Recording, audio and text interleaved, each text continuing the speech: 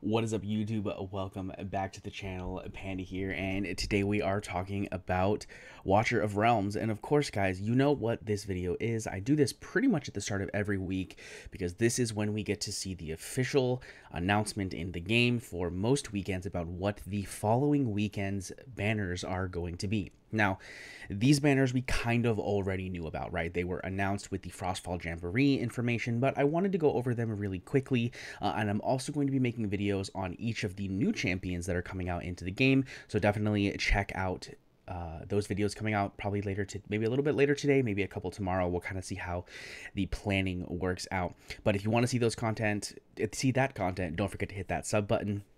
And let's go ahead and dive right in. So the first banner that we have is the Frostfall summon, and this is the guarantee summon for Gwendolyn.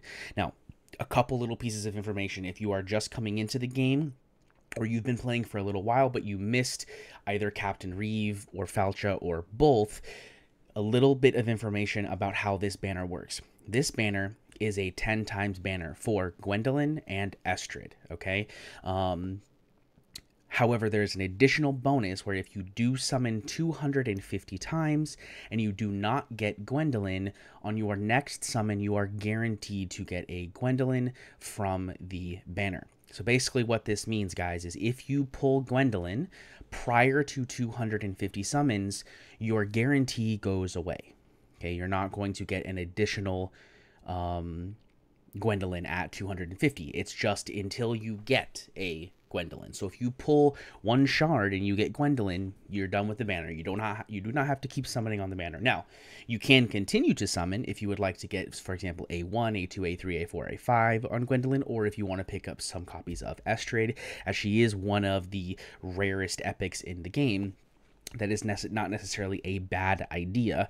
However, with the other banners that are out this weekend, that is going to be kind of up to your own personal decision. So that is the first thing. Another thing that is important is that this banner is only for blue summons. It is only for the blue summons. It is not for divines, as far as I'm aware. At least that's how it's been in the past, because it is a 250 guarantee on blue. I doubt that they would have this for a divine 250. That would make no sense.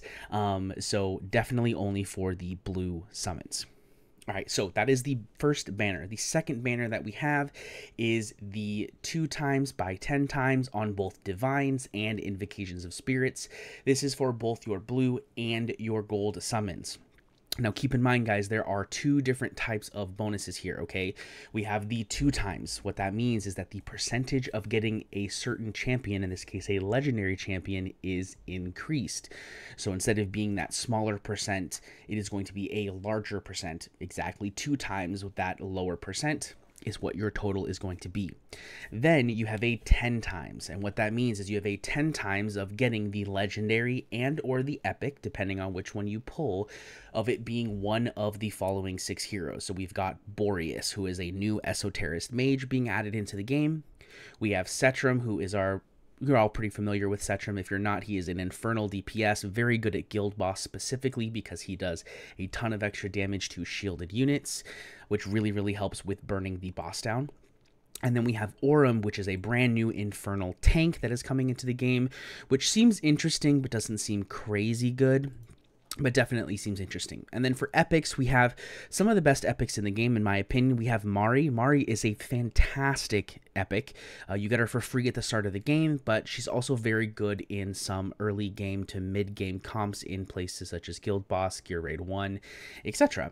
And then we've got Mariel, who, although is not the greatest champion in the game, has a lot of viability in places such as Faction Trial, and also has some pretty increased viability due to Immortal Codex being added into the game. So definitely don't bash on Mariel here, okay?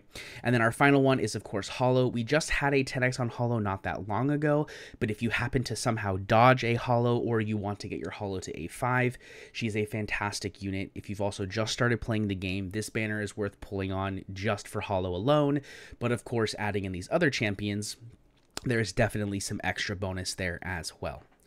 So guys, these are the two banners that we have coming up.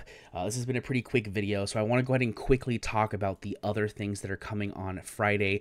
We also have the Spiritual Altar event and the Brave Conquest event. This kind of makes sense, right? Spiritual Altar is for summoning, so typically when we have a summoning event is when we're going to have those banners, which is normally on the weekend. So you'll definitely want to pull some shards this weekend. What you decide to pull on is kind of up to you. You guys have the event calendar. You can see what it looks like. If you don't have that event calendar, you don't know where it is in the game. You can come here and you can see where all the shards are coming from so that you can calculate your own plan. So for example, if I come in here, I can see that I already have 55 shards, and in my events I have 15 more that I can get access to right at this moment because I've already completed everything I'm going to do in Spiritual Altar. I've completed Tales of the Smith, and I've completed Duel of Champions. So I've got 15 more here, which puts me up to 70. And then I think for Oracle's Trials, I think I'm also done with both of these. Yeah, so I've gotten all of the shards I'm going to get from there unless I decide to podium on any of these events, which means I have a total of 70 shards, and I have plenty of time, right? We're on the 18th right now at the time of this filming, which means that I have, you know, all of these still remaining, and I only need to get 130 shards. So, you know, it is possible that you may want to skip this weekend, and if you do, that is fine. Something I want to keep in mind for you guys is we do have no confirmation, okay, about what is happening on the weekend of the 29th. But we do have both an Arrival of Heroes and a Spiritual Altar event happening simultaneously. As far as I'm aware of, this typically means we have a very good event coming, right? So for example, we have the Spiritual Altar here and the Arrival of Heroes here, and we have it again here. Well, of course, this weekend we have the 250 guarantee, as well as a pretty good 2 times by 10 times. So there's a good chance that on this weekend we have something good. Now this will probably line up with Ancient Summons because those typically happen once a month, and we haven't had one in a few weeks now. So odds are by the time we get here, it'll be about that time for Ancients, which means we may see a 10x on Ancients for some of these new faction heroes, for example, such as the new Arbiters, right? So there's a good chance that we have a pretty good banner here. So I want you guys to keep that in mind when you're deciding if you're going to summon or not. But ultimately, I think that these are both very good banners for most people, right? I think that this banner here has a lot of potential, even if you don't end up hitting a legendary, because picking up some Hollows, some Mariels, or some Maris could be very beneficial for you. And also Setram, one of the best DPS in the game. And then Boreas looks like he's going to be very good, like almost a solo carry for Gear Raid 1, which we'll talk about in his individual video that'll be coming out later. And then again, like I said, Aurum I think is just better than Titus. This is of course the opinion of just reading the kits. I haven't actually played with either of them, so that I may be totally wrong. But I definitely think this is a decent banner to pull on, and I will probably be pulling this weekend.